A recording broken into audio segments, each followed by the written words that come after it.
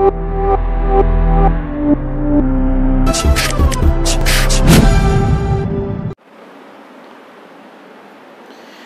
যেই অঙ্কটা করব সেই অঙ্কটা তোমরা সবাই স্ক্রিনে দেখতে পাচ্ছ, কোশ্চেন নাম্বার 4। এই অঙ্কটা সিএ ইন্টার মে 1998-এ এসেছিল। কি বলেছে কোশ্চেনটা পড়ছি, বলেছে on 31 March 2011 the following balances were extracted from the books of the supreme manufacturing company. ঠিক আছে, ওরা একটা ট্রায়াল ব্যালেন্স দিয়ে দিয়েছে। দেখো, store ledger control debit balance, work in progress control debit balance, finish goods control debit balance. যেটা আমরা আগের অঙ্কগুলোতে বলেছিলাম, বারবার একই কথা বলেছিলাম, তোমাকে ট্রায়াল ব্যালেন্সে দিয়ে দেবে, অর্থাৎ ওরা ব্যালেন্স দিয়ে দেবে, স্টোর লেজারের দিয়ে দেবে, ওয়ার্ক ইন প্রোগ্রেস দিয়ে দেবে, আর হচ্ছে ফিনিশ গুডসের দিয়ে দেবে। তিনটে ব্যালেন্স যোগ করলে যেটা হবে সেটাই হচ্ছে কস্ট লেজার কন্ট্রোলের ব্যালেন্স। দেখো, তিনটের ব্যালেন্স তো ডেবিট ব্যালেন্স, এটা যোগ করে কি হচ্ছে ক্রেডিট ব্যালেন্স দিয়ে দিয়েছে কস্ট লেজার কন্ট্রোল। আশা করি বুঝতে পেরেছো। এখানে যে ব্যালেন্সগুলো দিয়েছে সব ওপেনিং ব্যালেন্স দিয়েছে, কিন্তু ক্লোজিং ব্যালেন্স কিছুই দেয়নি। বলছে the following transaction took place in April 2011।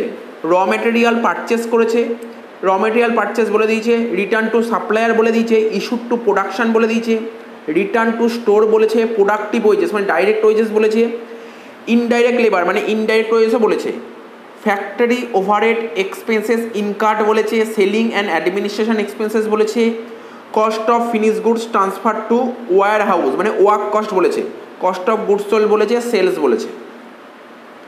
এবার বলেছে ফ্যাক্টরি ওভারহেড আর অ্যাপ্লাইড মানে ফ্যাক্টরি ওভারহেড কত টাকা অ্যাবজর্ব হবে, বলেছে ওয়েজেসের 150%। Any under or over absorb overhead being carried forward, অর্থাৎ ওভার অ্যাবজর্পশন বা আন্ডার অ্যাবজর্পশন যাই হবে সেটা ক্যারেড ফরওয়ার্ড করতে বলে, যেটা কিনা আগের অঙ্কে ছিল না। ঠিক আছে, all administration and selling expense are treated as period cost and charge PL account profit and loss অ্যাকাউন্টে চার্জ করতে বলেছে। যত টাকা খরচ করে তত টাকায় পিএলে চার্জ করতে বলেছে। Prepare all the relevant ledger account in cost ledger and extract trial balance on 30 April 2011। ঠিক আছে, তো চলো অঙ্কটা আরম্ভ করা যাক। খুব ইজি অঙ্ক আছে, এমন কিছু নেই অঙ্কটার মধ্যে। প্রথমে সবার প্রথম ট্রায়াল ব্যালেন্স যে দিয়েছে ওখান থেকে ব্যালেন্সগুলো দেখে দেখে বসাও। প্রথমে স্টোর লেজার কন্ট্রোলের ব্যালেন্সটা বসাও। স্টোর লেজার কন্ট্রোলের দেখো, দেখতেই পাচ্ছ store ledger control account debit balance দিয়েছে, তার মানে কি লিখবে, টু ব্যালেন্স বিডি 35,000। এখানে লেখো টু ব্যালেন্স বিডি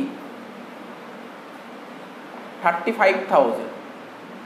আমাদের যাতে খুব বেশি টাইম না লাগে তার জন্য অলরেডি আগে দাগগুলো কেটে নিয়েছি, যেই যেই লেজার খুলতে হবে সেই লেজারের দাগগুলো কেটে নিয়েছি। ঠিক আছে, তো স্টোর লেজারের ব্যালেন্সটা লিখবো স্টোর লেজার কন্ট্রোল অ্যাকাউন্টে লিখে দিলাম। Opening balance 35,000। আগের অঙ্কটা যেমন ওপেনিং ব্যালেন্স ক্লোজিং ব্যালেন্স দুটোই দিয়েছিল, এই অঙ্কে অনলি ওপেনিং ব্যালেন্স দিয়েছে। তারপর ওয়ার্ক ইন প্রোগ্রেসের ব্যালেন্স দিয়েছে 38,000 টাকা, তো এখানে লেখো টু ব্যালেন্স বিডি 38,000। ঠিক আছে, তারপর বলেছে ফিনিশ গুডসের ব্যালেন্স বলছে 25,000 টাকা। ফিনিশ গুডস কোথায় গেল, এই যে ফিনিশ গুডস ডেবিট ব্যালেন্স, এটাও লেখো to balance BD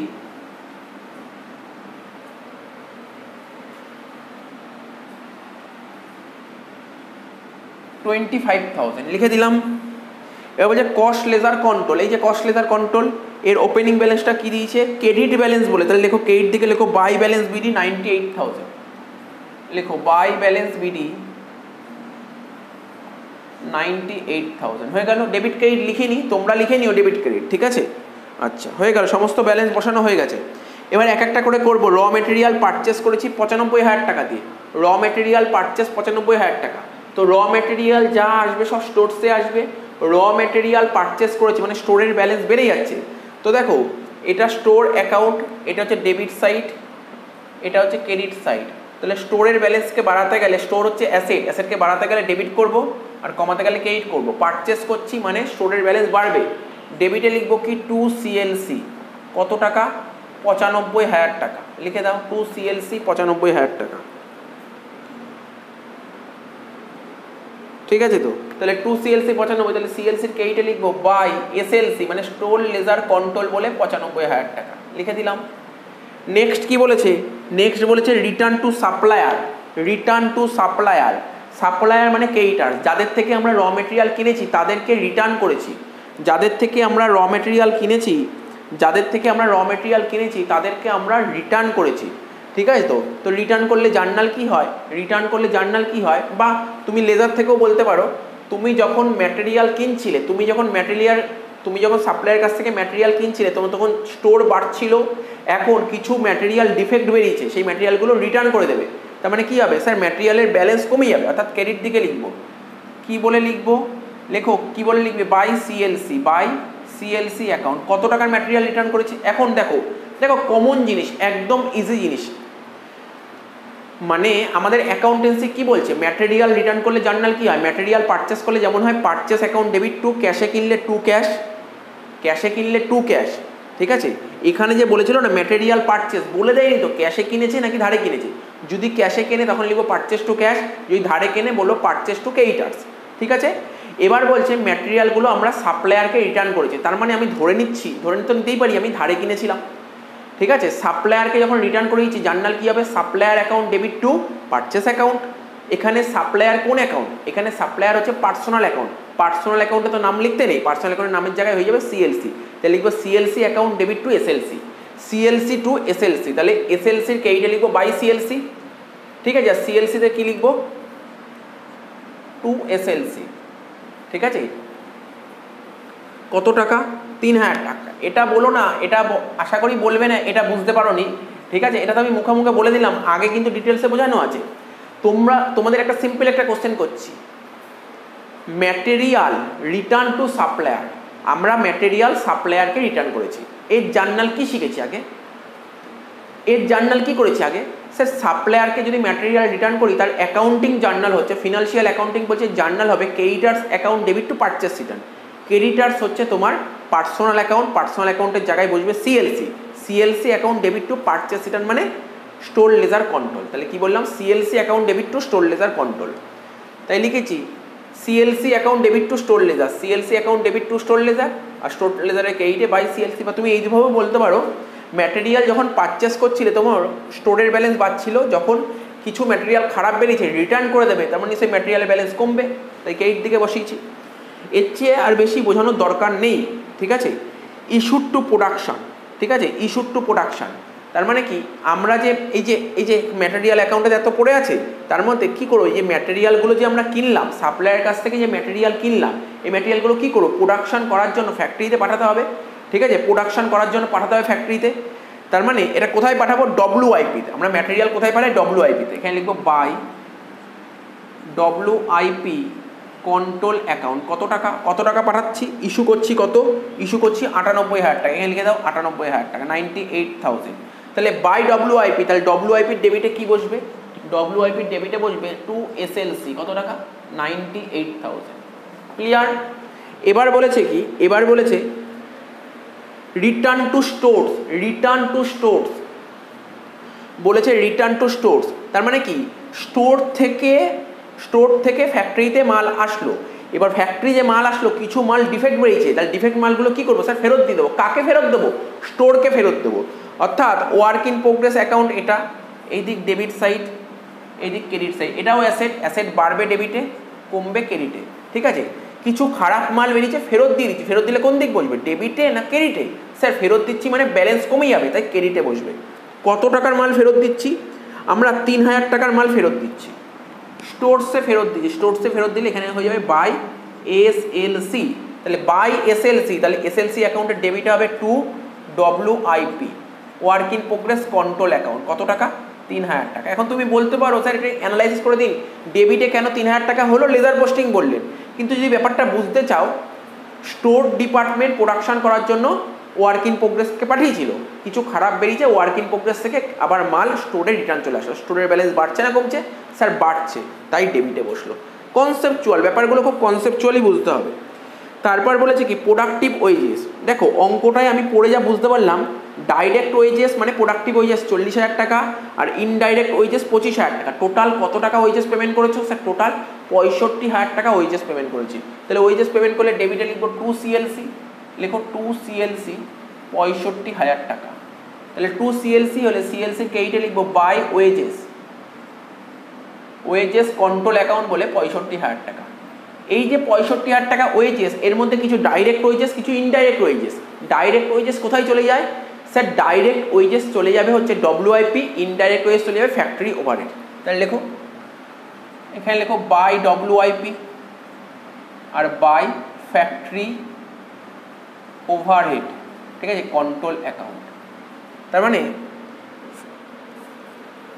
direct wages 40,000, এটা বলবে 40,000, আর ইনডাইরেক্ট ওয়েজেস হচ্ছে তোমার 25,000 টাকা। তাহলে ট্যালি করে গেল এই অ্যাকাউন্টটা। বাই ডব্লিউআইপি, তাহলে ডব্লিউআইপি ডেবিটে কি বসবে? টু ওয়েজেস কন্ট্রোল, লিখো টু ওয়েজেস কন্ট্রোল অ্যাকাউন্ট, কত টাকা? 40,000 টাকা। তা বলছে by factory overhead, factory overhead ডেবিটে বসবে টু ওয়েজেস কন্ট্রোল 25,000 টাকা।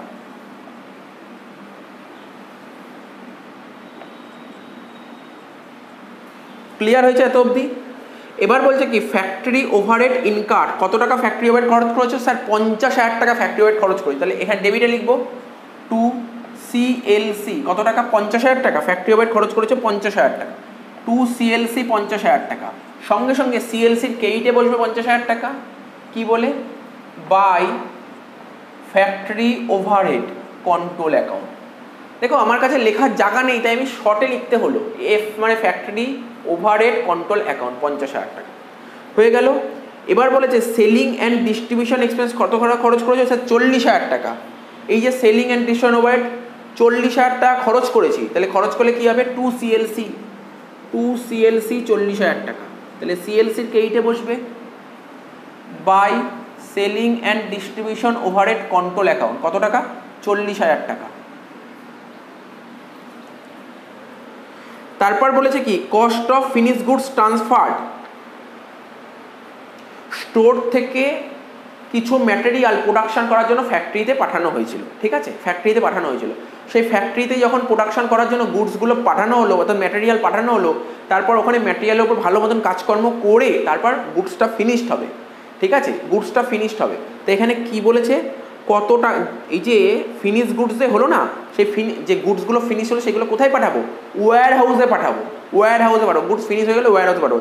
যেই গুডসগুলো তৈরি হলো ফিনিশ গুডস, তার কস্ট কত? 2,13,000। অর্থাৎ এটাকেই বলা হয় ওয়ার্ক কস্ট, এটাকেই বলা হয় ওয়ার্ক কস্ট। ওয়ার্ক কস্ট আমরা কোন অ্যাকাউন্ট থেকে বের করতে পারি?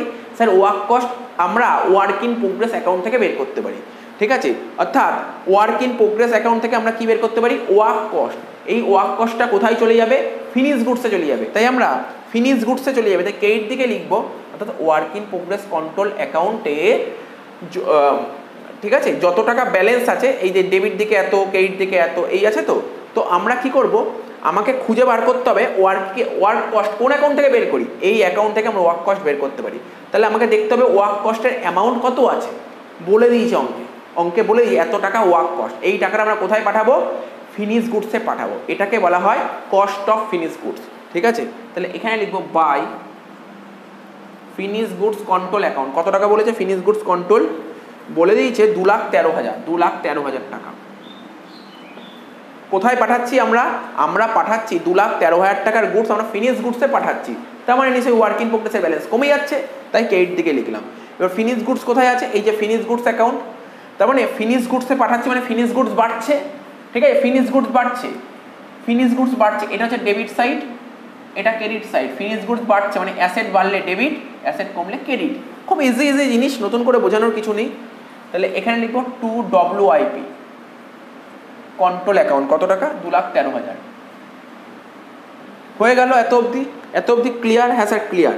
কস্ট অফ গুডস সোল্ড, দেখো কস্ট অফ গুডস সোল্ড আমরা কোন অ্যাকাউন্ট থেকে বের করতে পারি? Sir cost of goods sold আমরা ফিনিশ গুডস অ্যাকাউন্ট থেকে বের করতে পারি। কস্ট অফ গুডস সোল্ড আমরা কোন অ্যাকাউন্ট থেকে বের করতে পারি?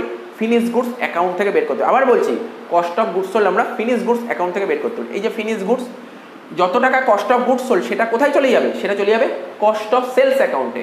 অর্থাৎ ফিনিশ গুডস থেকে কস্ট অফ গুডস সোল্ডের টাকাটা বেরোবে, সেই টাকাটা চলে যাবে কস্ট অফ সেলসে। ক্রেডিট দিকে লেখো, ক্রেডিট দিকে লেখো by cost of sales account, by cost of sales account. কত টাকা বলেছে কস্ট অফ গুডস সোল্ড? এই অঙ্কে কস্ট অফ গুডস সোল্ড বলেছে 2,10,000। এখানে লিখে দিচ্ছি 2,10,000। কস্ট অফ সেলস অ্যাকাউন্ট আমাদের খোলা হয়নি, কস্ট অফ সেলস অ্যাকাউন্ট আমাদের খোলা হয়নি। খুলে দিতে পারবো, অসুবিধা হবে না কস্ট অফ সেলস অ্যাকাউন্ট খোলা। কেননা দেখো তোমরা যে একটা জিনিস বোঝার চেষ্টা করো, এই অ্যাকাউন্ট আমার লাগবে না, ওয়েজেস কন্ট্রোল তো হয়ে গেছে, ওয়েজেস মিলে গেছে, দরকার নেই। এটা মুছে দিচ্ছি, এটা মুছে আমরা কস্ট অফ সেলস অ্যাকাউন্ট খুলে দিচ্ছি, ঠিক আছে। কস্ট অফ সেলস অ্যাকাউন্ট খুলে দিচ্ছি। এখানে লেখো কস্ট অফ সেলস অ্যাকাউন্ট।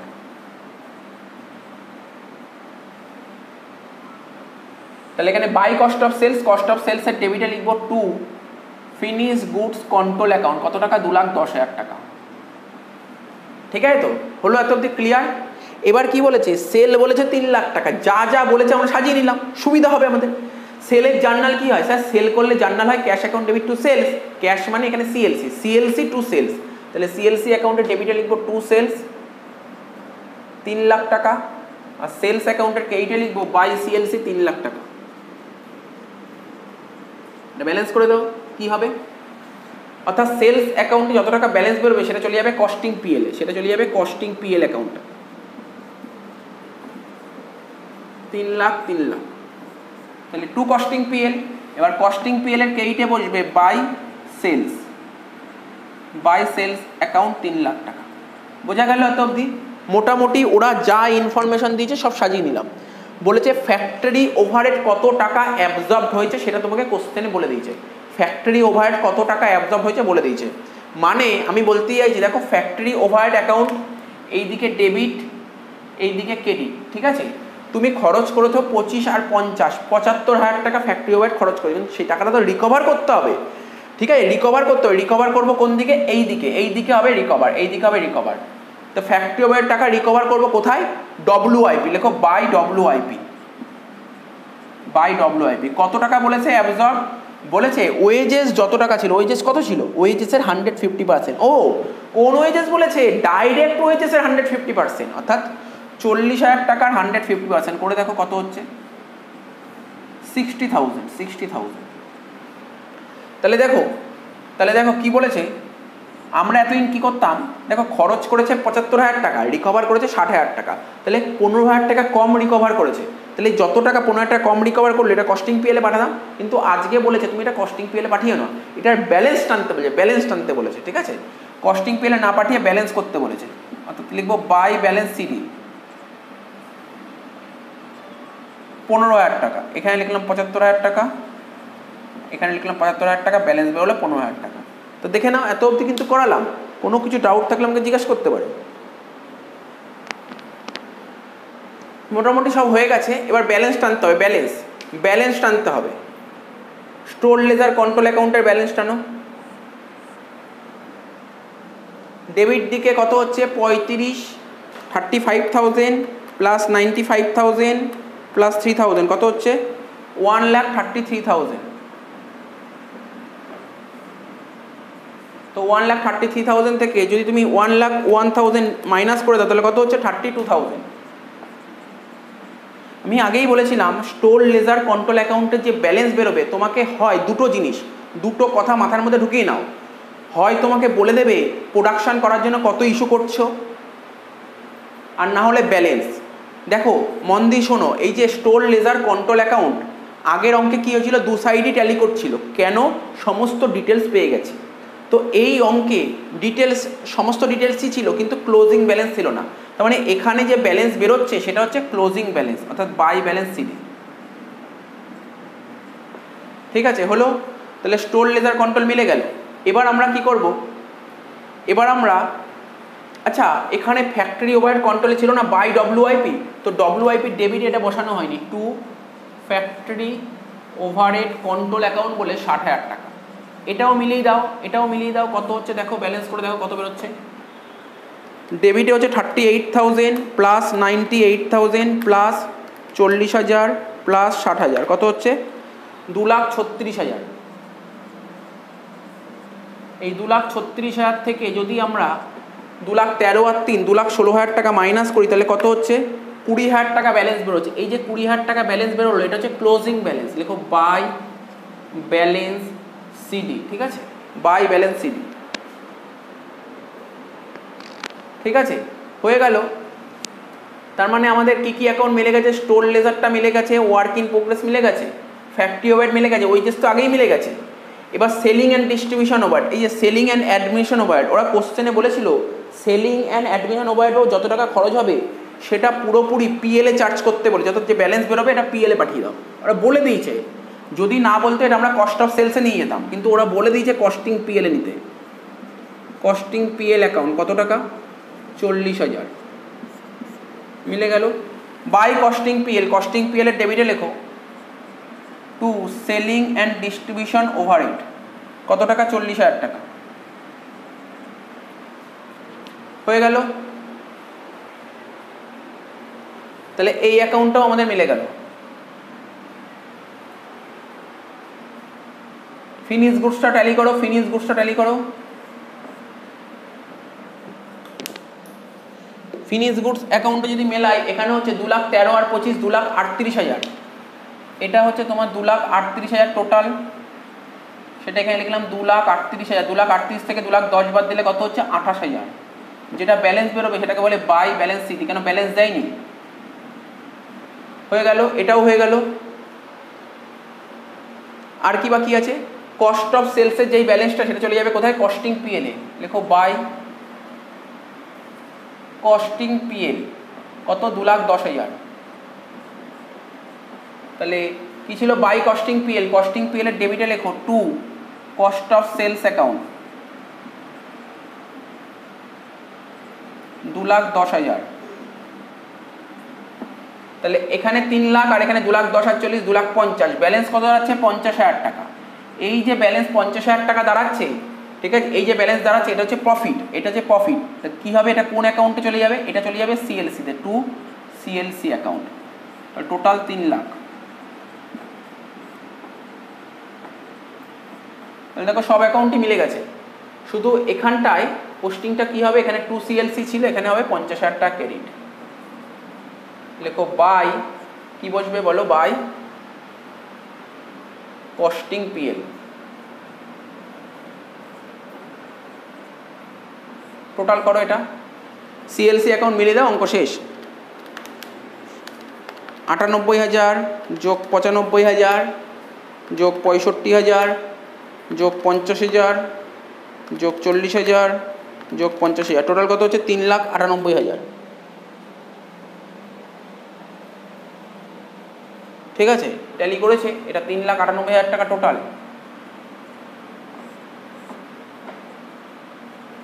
এই 3,98,000 টাকা থেকে যদি 3,03,000 বাদ দিই, ব্যালেন্স কত দাঁড়াচ্ছে? 95,000 টাকা।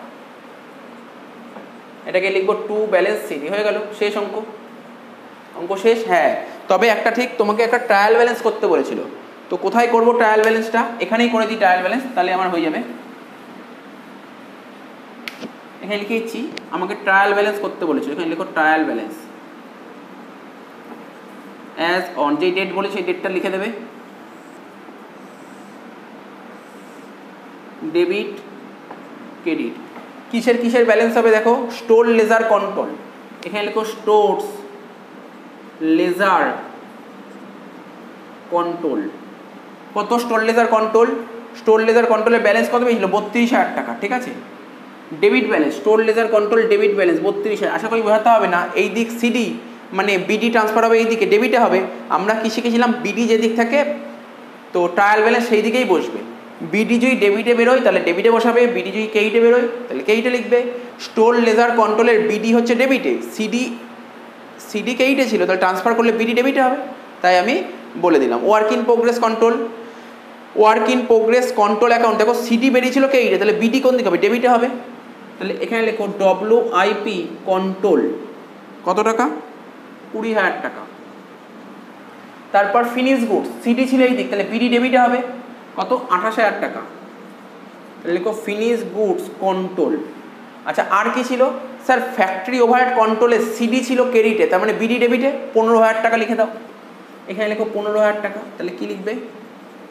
Factory overhead control. আগের অঙ্কগুলো এগুলো লেখার দরকার হয়নি, কারণ ছিল না, সিডি ছিল না ফ্যাক্টরি ওভারহেডে, তাই লিখিনি। যেখানে যেখানে সিডি থাকবে তার বিডিতে ট্রান্সফার করতেই হবে। টোটাল করো, দেখো কত দাঁড়াচ্ছে।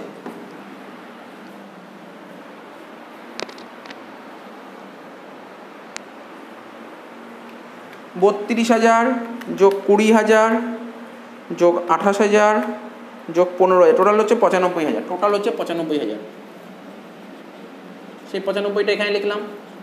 ঠিক আছে, এখানে লিখলাম 95,000 টাকা। দেখো তুমি বলতে চাও এখানে তো সিএলসি হবে, আমরা বুঝতে পারছি, তোমরাও বুঝতে পারছো সিএলসি হবে, এটা 95,000 টাকা। এখানে দেখো কস্ট লেজার কন্ট্রোলে কি বেরিয়েছিল? To balance CD.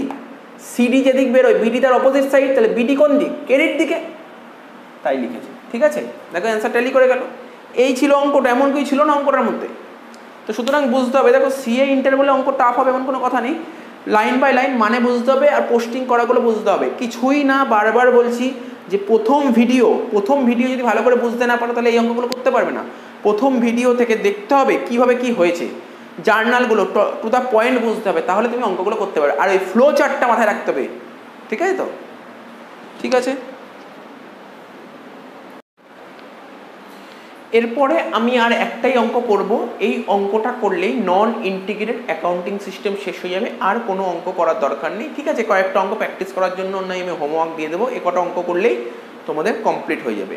ঠিক আছে, তো দেখো তোমরা স্ক্রিনে সবাই দেখতে পাচ্ছ এই অঙ্কটা সিএ ইন্টার, ঠিক আছে, এই অঙ্কটা সিএ ইন্টারে এসেছিল নভেম্বর 1998-এ। ঠিক আছে, তো 6 নম্বর অঙ্কটা তোমরা সব ব্যালেন্সগুলো দেখতে পাচ্ছ, ট্রায়াল ব্যালেন্স দিয়ে দিয়েছে ওরা, র মেটেরিয়াল কন্ট্রোল অ্যাকাউন্টের ব্যালেন্স দিয়েছে, ওয়ার্ক ইন প্রোগ্রেসের দিয়েছে, ফিনিশ স্টক দিয়েছে, আর নমিনাল লেজার কন্ট্রোল মানে কস্ট লেজার কন্ট্রোল মানেই জেনারেল লেজার অ্যাডজাস্টমেন্ট অ্যাকাউন্ট, অর্থাৎ ওপেনিং ট্রায়াল ব্যালেন্সটা দিয়ে দিয়েছে। আমাকে বেশ কিছু ইনফরমেশান দিয়েছে, এই ইনফরমেশানগুলোর ওপর বেস করে আমাকে বলেছে লেজার অ্যাকাউন্ট খুলতে। ঠিক আছে, আমাকে লেজার অ্যাকাউন্ট খুলতে বলেছে, কিন্তু এই অঙ্কটায় লেজার অ্যাকাউন্টটা তোমরা বাড়িতে করবে। ঠিক আছে, লেজার অ্যাকাউন্টটা তোমরা বাড়িতে করবে। আমি কি করব, এই যে দেখো যে যত ট্রানজ্যাকশানগুলো দিয়েছে না, সমস্ত ব্যালেন্সের কথা বলছি না, যে ট্রানজ্যাকশানগুলো দিয়েছে সেই ট্রানজ্যাকশানগুলো জার্নালগুলো আমি করে দিই, কারণ কয়েকটা জার্নাল তোমাদের আননোন আছে, জার্নালগুলো আমি করে দিই, লেজারটা তোমরা বাড়িতে নিজেরা প্র্যাকটিস করবে। ঠিক আছে, নিজেরা করবে। ঠিক আছে, জার্নালটা আমি করে দিচ্ছি, জার্নাল করে দিলে লেজার তোমরা নিজেরাই করতে পারবে। প্রথমে দেখো এক একটা করে লিখছি, পয়েন্টগুলো লিখছি। 1 নম্বর বলেছিল ফ্যাক্টরি ওভারহেড, 1 নম্বর বলেছিল factory overhead allocated to WIP, এটা বলে দিয়েছিল, আন্ডারলাইন করলাম। আর একটা কথা বলে দিই বারবার, একদম লাস্ট ক্লাসে এসেই বলছি, একদম লাস্ট অঙ্ক করার সময় বলে দিচ্ছি, আগে অনেকবার বলেছি, অ্যালোকেটেড, অ্যাবজর্বড, ঠিক আছে, অ্যালোকেটেড, অ্যাবজর্বড, রিকভার, ঠিক আছে, ইস্যু, সব মানে একই, ঘাবড়ানোর কিছু, সবকটা মানেই হচ্ছে তোমার চার্জ, সবকটা মানেই হচ্ছে চার্জ, ঘাবড়ানোর কিছু নেই এটা দেখে। ঠিক আছে, কোনো অঙ্কে অ্যালোকেটেড বলে দেবে, কোনো অঙ্কে অ্যাবজর্ব বলে দেবে, কোনো অঙ্কে রিকভার বলে দেবে, কোনো অঙ্কে ইস্যু বলে দেবে, সবকটা মানেই একই জিনিস, মানে অ্যাকচুয়ালি এইগুলোকে বলে চার্জ করা। তার মানে কি বলেছে, factory overhead allocated to WIP, মানে ফ্যাক্টরি ওভারহেড কোথায় চার্জ করব, WIP-তে চার্জ করব। এই জার্নাল আমরা করেছি আগে, একদম ইজি জিনিস, ফ্যাক্টরি ওভারহেডের টাকাটা চার্জ করবো WIP, জার্নাল কি হবে WIP, এই দেখো আমি লিখে দিচ্ছি, এই যে ফ্যাক্টরি ওভারহেড কোথায় চার্জ করব, WIP-তে চার্জ করবো, তাহলে জার্নাল কি হবে, ফ্যাক্টরি ওভারহেড চার্জ করছি WIP-তে, WIP account debit two factory overhead, তাহলে লেখো জার্নালটা লেখো,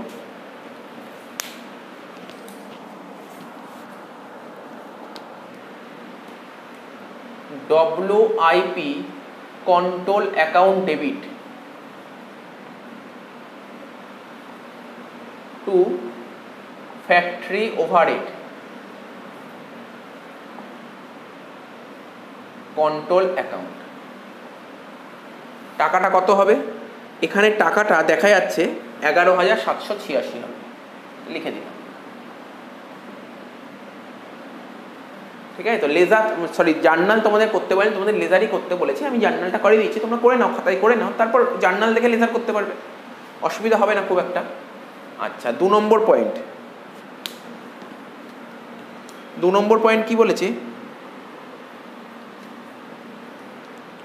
ফিনিশ গুডস অ্যাট কস্ট, এটাও অনেকবার করেছি, চলো আবার করে দিচ্ছি। 2 নম্বর বলেছে গুডস ফিনিশড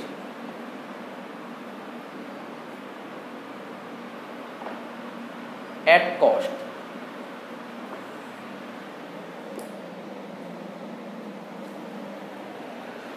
অর্থাৎ আমরা যে গুডস, মানে ধরো এই মার্কার পেন, এই মার্কার পেনটা তো ফিনিশ করব, অর্থাৎ এই পেনটা তো তৈরি করব।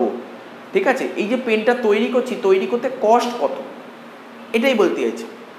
এটা কি হবে, আমরা যে গুডসগুলো তৈরি করি কোথায়, WIP, এখানে আমরা গুডসগুলো তৈরি করি, তৈরি করে আমরা ট্রান্সফার করে দিই, গুডসগুলো তৈরি করে ট্রান্সফার করে দিই। কোথায় ট্রান্সফার করি আমরা? ফিনিশ গুডসে ট্রান্সফার করি। গুডসগুলো তৈরি করে আমরা ফিনিশ গুডসে ট্রান্সফার করি। তাহলে জার্নাল কি হবে? এই অ্যাকাউন্ট ডেবিট আর এই অ্যাকাউন্ট, ঠিক আছে? তাহলে লিখবো finish goods account debit two WIP account. তাহলে কি বললাম? জার্নাল বললাম finished goods control account debit two WIP control account. কত টাকা বলেছে এটা? এটা বলেছে 36,834।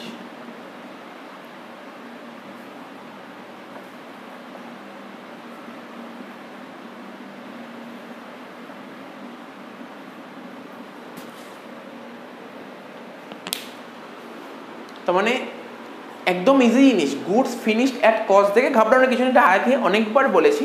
আমরা যেই গুডসগুলো তৈরি করছি মানে কমপ্লিট গুডস, যেই গুডসটা কমপ্লিট হয়ে গেল তার কস্ট কত, তার কস্ট কত। আমরা যেই গুডসটা কমপ্লিট করি সেই গুডসটা কোথায় কমপ্লিট করি? ওয়ার্ক ইন প্রোগ্রেসে। সেটা পাঠিয়ে দিই কোথায়?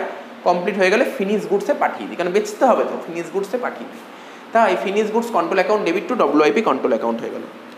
এবার বলেছে র মেটেরিয়াল পারচেস, ঠিক আছে? র মেটেরিয়াল পারচেস 3 নম্বর এন্ট্রি হবে র মেটেরিয়ালস পারচেস।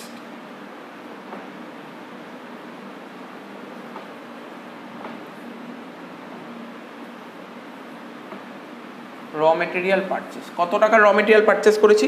টাকাটা আমি পরে বলছি, আগে জার্নালটা লিখে নিই। র মেটেরিয়াল পারচেস করলে জার্নাল হয় store ledger control account debit to cost ledger control. লিখে দাও stores ledger control account debit,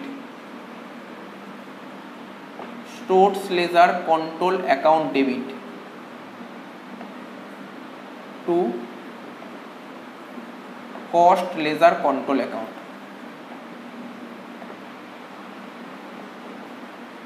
stores ledger control account debit to cost ledger control. তাহলে অ্যামাউন্ট কত হবে? 22,422 টাকা। 22,422 টাকা হয়ে গেল। 3 নম্বর এন্ট্রি হয়ে গেল। 4 নম্বর বলেছিল direct wages allocated to WIP। লেখো 4 নম্বর বলেছিল direct wages allocated to WIP।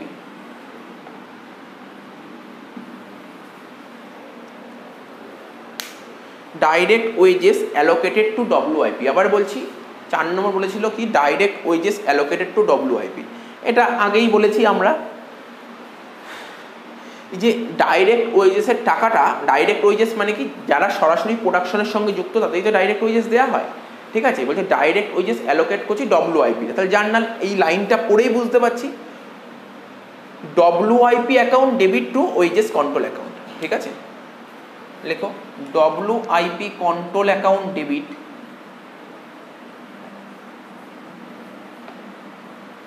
Two wages control account. অর্থাৎ আমরা ওয়েজেস বাবদ যত টাকা খরচ করি সেই টাকা তো রিকভার করতে হবে। তো ওয়েজেস দু রকম হয়, direct wages, indirect wages. Direct wages টাকাটা রিকভার করতে পারি আমরা, ডাইরেক্ট ওয়েজেস টাকাটা কোথায় পাঠিয়ে? WIP তে পাঠিয়ে দিই টাকাটা রিকভার করার জন্য, ঠিক আছে? তো WIP কন্ট্রোল এটা কত হয়েছে? 18,370 টাকা। 4টে এন্ট্রি হলো। 5 নম্বর এন্ট্রি কি বলছে? Cost of goods sold. 5 নম্বর বলছে কস্ট অফ গুডস সোল্ড।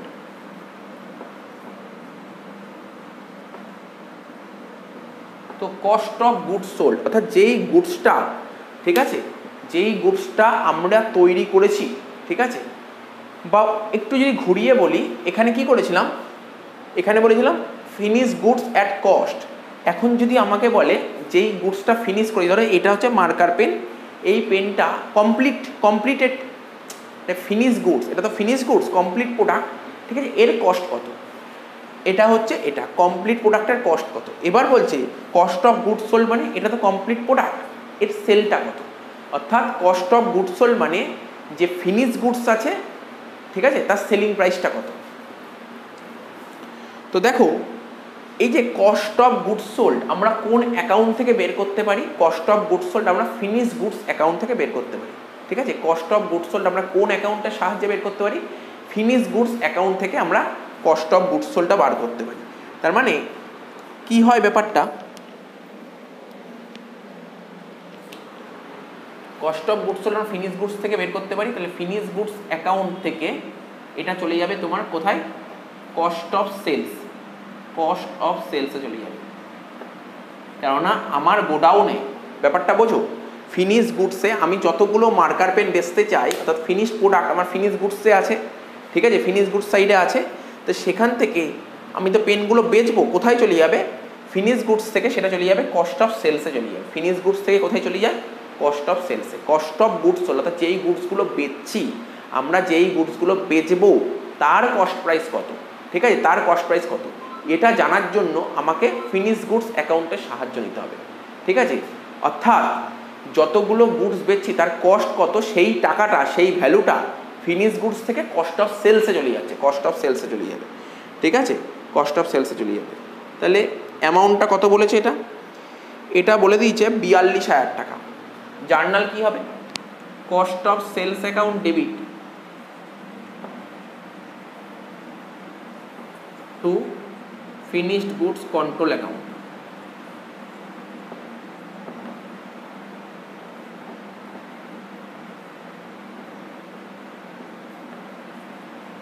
কত টাকা? 42,000 টাকা।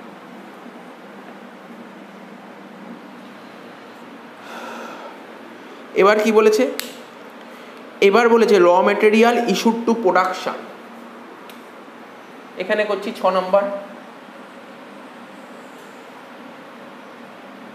লেখো raw materials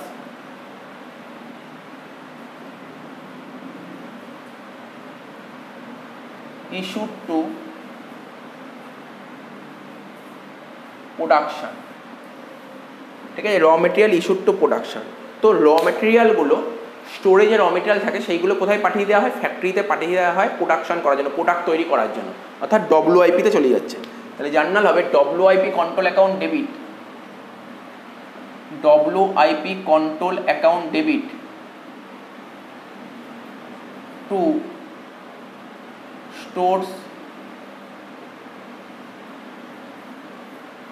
stores ledger control account.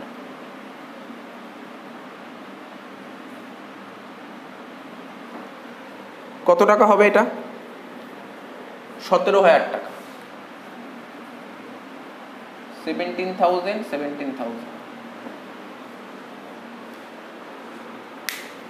Number 7, raw material credited by supplier.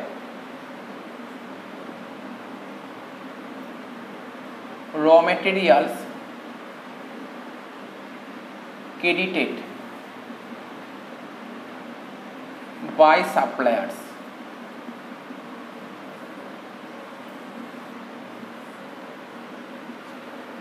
খুব ভালো এন্ট্রি দিয়েছে, এটা খুবই ভালো এন্ট্রি দিয়েছে। এই লাইনটা পড়ে বুঝতে হবে, এটাই আমাদের জানানোর ছিল। কত টাকা দিয়েছে? 1000 টাকা, 1000 টাকা, এটা আমাদের বোঝানোর ছিল, ঠিক আছে। র মেটেরিয়াল ক্রেডিটেড বাই সাপ্লায়ার। দেখো আমরা র মেটেরিয়াল কাদের থেকে কিনি? আমরা র মেটেরিয়াল সাপ্লায়ার মানে ক্রেডিটার্সের থেকে র মেটেরিয়াল কিনি। আমরা র মেটেরিয়াল কাদের থেকে কিনি? আমরা র মেটেরিয়াল পারচেস করি ক্রেডিটার্সের থেকে। সেই ক্রেডিটার্সরা কি করেছে? ক্রেডিট করেছে। ক্রেডিটার্সরা ক্রেডিট করেছে, তার মানে আমরা কি করব? ক্রেডিটার্সরা যদি ক্রেডিট করে তার মানে আমরা ডেবিট করব। জিনিসটা বুঝতে হবে, জিনিসটা তোমার কাছে বুঝতে হবে। এই যে এরকম সিচুয়েশন অ্যারাইজ হতে পারে দুটো কেসে হতে পারে। কখন হতে পারে? এরকম দুটো কেসে অ্যারাইজ হতে পারে। র মেটেরিয়াল ক্রেডিটেড বাই সাপ্লায়ার্স 1000 টাকা, মানে সাপ্লায়ার 1000 টাকা ক্রেডিট করেছে। সাপ্লায়ার যদি 1000 টাকা ক্রেডিট করে তাহলে আমরা কি করব? আমরা ডেবিট করব। আমরা ডেবিট করব। কাকে ডেবিট করব? সাপ্লায়ার অ্যাকাউন্টকে ডেবিট করব। সাপ্লায়ার মানে ক্রেডিটার্স অ্যাকাউন্ট। ক্রেডিটার্স অ্যাকাউন্টকে আমরা ডেবিট দুটো কারণে করতে পারি। একটা কি?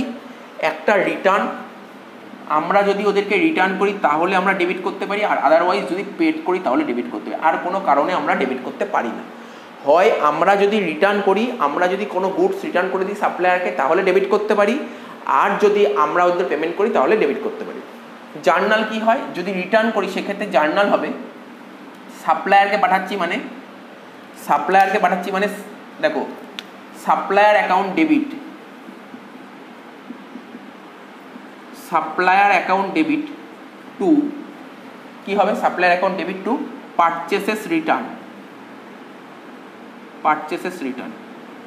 তো কস্টিংয়ে যদি ঠিক করে জার্নালটা লিখি, সাপ্লায়ার মানে এখানে হয়ে যাবে, সাপ্লায়ার জায়গায় হয়ে যাবে CLC, CLC account debit to purchases return মানে store ledger control, to store ledger control account. কত টাকা? 1000 টাকা, 1000 টাকা। আর যদি পেমেন্ট করি, পেমেন্ট করলে জার্নাল কি হবে, creditors account debit to cash account, creditors account debit to cash account. তো creditors personal account, cash real account, দুটোর একটাও আসবে না, অর্থাৎ কি হবে, CLC account debit to CLC account, তাই এর কোনো পোস্টিং হবে না। ঠিক আছে, এর কোনো পোস্টিং হবে না। আমরা অ্যাজাম্পশন করে নিচ্ছি এখানে কোনটা বলেছে, রিটার্ন বলেছে না পেড বলেছে, আমরা অ্যাজাম্পশন করে নিচ্ছি যে আমরা রিটার্ন করেছি, অর্থাৎ এই জার্নালটা হবে। আশা করি বুঝতে পেরেছো এটা লাইনটার মানে, এটা বলতে চেয়েছিল ওরা। এবার 8 নম্বর পয়েন্ট কি বলেছে, 8 নম্বর বলতে চেয়েছে ওরা inventory audit raw material loss. লেখো inventory audit raw materials loss. তো আমাদের যে স্টোর মানে ইনভেন্টারি আছে না, সেটাকে অডিটিং করা হয়েছে, সে অডিটিং করে মানে সমস্ত অডিট করেছে, অডিট করে দেখা গেছে লস হয়েছে, লস। তার মানে লস হয়েছে মানে ম্যাটেরিয়াল কমছে, হ্যাঁ কি না, লস হয়েছে তার মানে কি, মানে আমার গোডাউন বা স্টোরে যত টাকার ম্যাটেরিয়াল ছিল, দেখলো যে কিছু লস হয়েছে। লস হলে কি হবে, ম্যাটেরিয়াল বাড়ছে না কমছে, স্যার কমছে, অর্থাৎ ম্যাটেরিয়াল কমছে মানে স্টোরের ব্যালেন্স কমছে, এখানে লিখবো 2SLC। তো আমরা কি জানি, যত প্রফিট বা লস কোথায় চলে যায়, কস্টিং পিএল এ। লস হলে তো পিএল ডেবিট হয়, তাহলে জার্নাল হবে কস্টিং পিএল অ্যাকাউন্ট ডেবিট। লিখে দাও কস্টিং পিএল অ্যাকাউন্ট ডেবিট। কত টাকা বলেছিল লস, 1300 টাকা, 1300। তাহলে কটা জার্নাল করালাম এখনো পর্যন্ত, 8টা, আরও কিন্তু 2টো জার্নাল বাকি আছে। তাহলে দেখো সুন্দরভাবে করে দিচ্ছি, আশা করি কোনো বুঝতে অসুবিধা হওয়ার কথা নয়। আর একটা করছি 9 নম্বরটা। 9 নম্বর বলেছে WIP রিজেক্টেড। লেখো WIP রিজেক্টেড, WIP রিজেক্টেড ব্র্যাকেটে বলেছে নো স্ক্র্যাপ ভ্যালু। কত টাকা, 1800 টাকা। দেখো এইটা ভালো করে তোমাদের বুঝতে হবে। WIP রিজেক্টেড, আমরা স্টোর থেকে সমস্ত ম্যাটেরিয়াল পাঠিয়ে দিচ্ছি প্রোডাকশন করার জন্য ফ্যাক্টরিতে। তো WIP কি করছে, মেশিনে ওই ম্যাটেরিয়ালগুলো দিচ্ছে, ওর ফিনিশড প্রোডাক্ট বেরোচ্ছে, প্রোডাক্ট তৈরি করে বেরোচ্ছে। ঠিক আছে, কিন্তু এমন কিছু প্রোডাক্ট বেরোলো, ঠিক আছে, যেই প্রোডাক্টগুলো মার্কেটে বেচতে নিয়ে গেলেও বেচা যাচ্ছে না, মার্কেটে বেচতে নিয়ে গেলেও এমন কিছু প্রোডাক্ট বেরিয়েছে যেগুলো বেচা যাবেই না, খারাপ প্রোডাক্ট বেরিয়েছে, ডিফেক্টিভ প্রোডাক্ট বেরিয়েছে, ব্যাড প্রোডাক্ট বেরিয়েছে, খুব বাজে প্রোডাক্ট বেরিয়েছে। ঠিক আছে, তো ওই প্রোডাক্টগুলো তো বেচতে পারবো না। ঠিক আছে, তো তাই বলেছে WIP rejected, no scrap value, কোনো টাকা পয়সা পাওয়া যাচ্ছে না, তাহলে কি 1800 টাকা পুরোটাই লস হয়েছে। তো লস হলে জার্নাল কি হবে, কস্টিং পিএল অ্যাকাউন্ট ডেবিট। কত টাকা, 1800 টাকা, পুরোটাই কিন্তু 1800 টাকা লস হয়েছে। টু কি হবে, WIP রিজেক্টেড, অর্থাৎ WIP মানে কি ওয়ার্ক ইন প্রোগ্রেস। তো ওয়ার্ক ইন প্রোগ্রেসের ব্যালেন্সটা কমে যাচ্ছে, এক্ষেত্রে ওয়ার্ক ইন প্রোগ্রেসের ব্যালেন্সটা কমে যাচ্ছে। To WIP control account. ঠিক আছে, তাহলে আবার বলছি, WIP রিজেক্ট করে দিয়েছে, ওয়ার্ক ইন প্রোগ্রেস রিজেক্ট করে দিয়েছে, কত টাকা বলছে, মানে কিছু খারাপ গুডস বেরিয়েছে। আমরা যখন মেশিনে ম্যাটেরিয়ালগুলো ঢালি, কিছু ভালো গুডস বেরোয়, কিছু খারাপ গুডস বেরোয়। ভালো গুডসগুলো তো মার্কেটে বেচতে পারো, টাকা পাবো, কিন্তু কিছু খারাপ গুডস বেরিয়েছে, খারাপ গুডস বেরোলেও অনেক সময় টাকা পাওয়া যায়, কিছু স্ক্র্যাপ ভ্যালু পাওয়া যায়, এখানে কোনো স্ক্র্যাপ ভ্যালু পাওয়া যায়নি। তাহলে এই যে 1800 টাকা যে খারাপ গুডস বেরোলো, 1800 টাকা পুরোটাই লস হয়েছে। ঠিক আছে, তাহলে গুডসটাও তো কমে যাচ্ছে, তাই WIP কন্ট্রোল হয়ে যায়। একটা এন্ট্রি বাকি আছে। এখন তোমাদের মনে প্রশ্ন উঠতে পারে, স্যার যদি ধরুন কিছু টাকা যদি পাওয়া যেত সেক্ষেত্রে কি হতো। ধরো 1800 টাকা তো বলছে লস হয়েছে, তো ধরো 200 টাকা পাওয়া গেল। 200 টাকা পাওয়া গেলে কি হতো, ক্যাশ অ্যাকাউন্ট ডেবিট। ঠিক আছে, সেক্ষেত্রে 1800 টাকা মানে 200 টাকা পাওয়া গেলে 1600 টাকা লস, সেক্ষেত্রে কস্টিং পিএলে চলে যেত 1600 টাকা। 200 টাকা ক্যাশ, ক্যাশ তো এখানে লেখা যায় না, ক্যাশের জায়গায় কী লিখতাম সিএলসি, সিএলসি অ্যাকাউন্ট ডেবিট 200 টাকা, কস্টিং পিএল অ্যাকাউন্ট ডেবিট 1600 টাকা, টু ডব্লিউআইপি কন্ট্রোল অ্যাকাউন্ট 1800 টাকা। অ্যাকচুয়ালি ডব্লিউআইপি মানে তো জানি আমরা ইনকমপ্লিট গুডস, ঠিক আছে, ইনকমপ্লিট গুডস। তো এইগুলো আমরা যখন চেক করলাম, ঠিক আছে, তো আমরা যখন স্টোর থেকে যখন ম্যাটেরিয়ালগুলো আসলো প্রোডাকশান করার জন্য, সেই প্রোডাকশানের ম্যাটেরিয়ালগুলো আমরা মেশিনে ঢাললাম, সেখান থেকে ফিনিশ প্রোডাক্ট বেরোচ্ছে। ফিনিশ প্রোডাক্ট যখনই বেরোচ্ছে দেখলাম যে কিছু প্রোডাক্ট বেরোলো খারাপ বেরোলো, মানে একদম পুরো মানে ধরো একটা পেনই তৈরি হচ্ছে, পেন তৈরি হলো কিন্তু এই পেনটা এতটাই বাজে যে এটাকে ফিনিশ প্রোডাক্ট করা যাবে না, অর্থাৎ পেনটা যেই অবস্থায় আছে সেই অবস্থায় মার্কেটে বেচে দেবো, ঠিক আছে, মার্কেটে বেচে দেবো মানে কি আমি যেই দামে পেন বেচতে সেই দামে তো পাবো না, একদমই কম দাম পাবো, তো স্ক্র্যাপ পাবো, কিছু স্ক্র্যাপ পাবো। যদি কিছু স্ক্র্যাপ পাওয়া যায় ওটাই আমাদের বেনিফিট। কিন্তু দেখলাম মার্কেটে নিয়ে গেছি বেচতে, কিন্তু কোনো টাকাই পেলাম না, কোনো স্ক্র্যাপ পেলাম, এখানে সেরকমই পয়েন্ট বলেছে। আর একটা পয়েন্ট বাকি আছে, সেটা হচ্ছে সেলস রিটার্ন, ঠিক আছে। আচ্ছা, লাস্ট এন্ট্রি ছিল সেলস রিটার্ন 3000 টাকা, ঠিক আছে। তো দেখো এটা পুরো আগে টুকে নিতে হবে তোমাদের, আগে পুরো এই পুরো ব্যাপারটা টুকে নিতে হবে, নাহলে কিন্তু বুঝতে অসুবিধা হবে। সেলস রিটার্ন একটা কথা তোমাদের মনে কোশ্চেন হতে হবে, মানে কোশ্চেনটা আসতে হবে মাথার মধ্যে, সেলস রিটার্ন বলে 3000। আচ্ছা, আমরা যদি কোনো গুডস নাই বেচি মার্কেটে, বা বলতে পারো কাস্টমারকে যদি আমরা গুডস নাই বেচি, তাহলে সেই রিটার্নটা হবে কি করে? আমি যদি কাউকে, আজকে ধরো আমার একটা দোকান আছে, ঠিক আছে, তো দোকান আছে, যেই গুডস ধরো মার্কার পেনের দোকান আছে, আমার দোকানে কাস্টমার আসবে, তা কাস্টমারকে যদি মার্কার পেন না বেচি তাহলে সে আমাকে রিটার্ন করবে কি করে?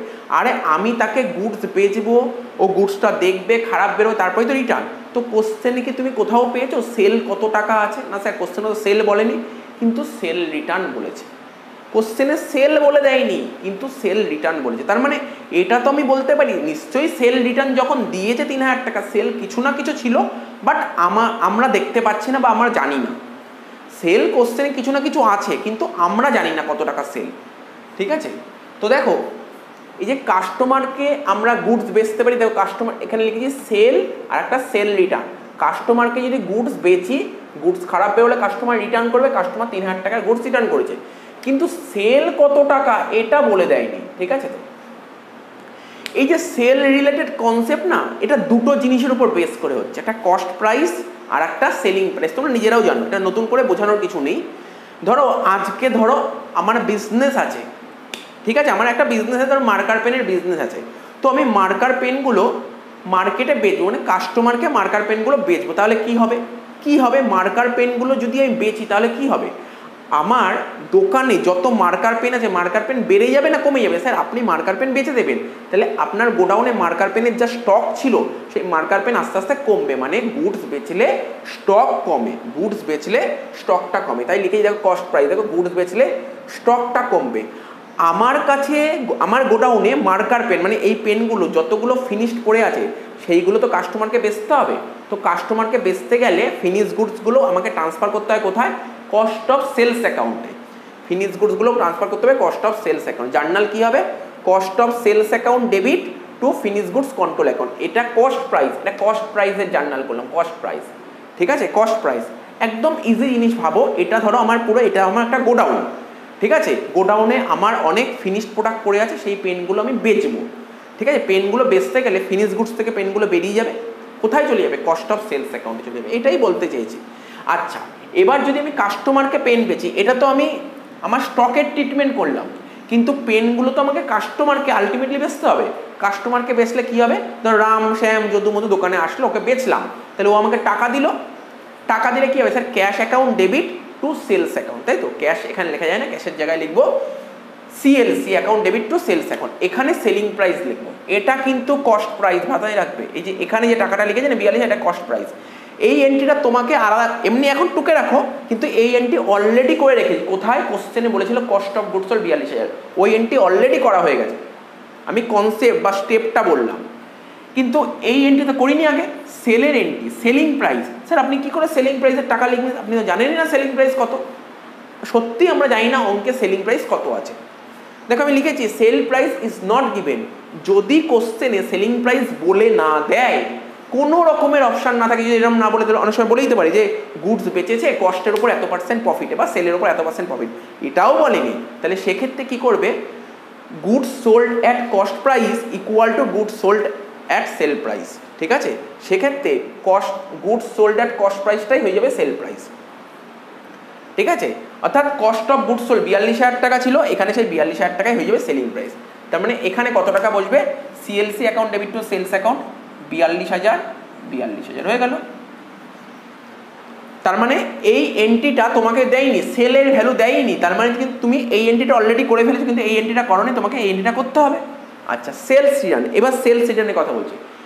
আমি কাস্টমারকে গুডস বেচলাম, গুডস খারাপ বেরিয়েছে, ও আমাকে রিটার্ন করলো। ও যদি রিটার্ন করে তাহলে কি হবে, স্যার আমার গোডাউনে স্টক বাড়বে। দেখো গোডাউনে স্টক বাড়লো, গোডাউনে যদি স্টক বাড়ে তার মানে এই এন্ট্রিটাই কী হয়েছিল, স্টক কমেছিল আর এখানে স্টক বাড়ছে, অর্থাৎ এই এন্ট্রির অপোজিট করে দেবো, মানে রিভার্স করবো, এই এন্ট্রিটা রিভার্স করেছি। 3,000 টাকা, এটা কিন্তু কস্ট প্রাইস, এটা কস্ট প্রাইস। অ্যাকচুয়ালি অঙ্কে সেল রিটার্ন 3,000 টাকা বলেছে, বলেইনি কস্ট প্রাইস কত, সেলিং প্রাইস কত। তাহলে আমি ধরে নিচ্ছি এটাই কস্ট প্রাইস, এটাই সেলিং প্রাইস। আচ্ছা, আর একটা কী হয়, সেল রিটার্ন করলে যত টাকা সেল হয়েছিল, সেল এখন বাড়বে না কমবে, স্যার সেল রিটার্ন করলে তো সেল কমে যাবে, আগে যত টাকা সেল হয়েছিল তখন সেল কমে যাবে। তাহলে সেলকে কমাতে গেলে কী করতে হবে, সেল তো ক্রেডিট ব্যালেন্স, ক্রেডিট ব্যালেন্স কমাতে গেলে ডেবিট করে sale account debit to sell.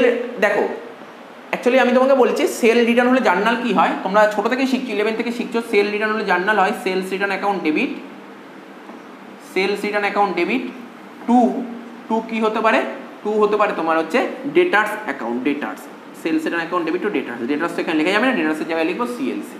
তার মানে বোঝা গেল, সব কিছু শিখিয়ে দিলাম। লেজারগুলোর কাজ হচ্ছে তোমাদের, লেজারগুলো তোমরা করো, লেজারগুলো তোমরা করে আমাকে দেখাবে। ঠিক আছে, লেজারগুলো তোমরা করে আমাকে দেখাবে।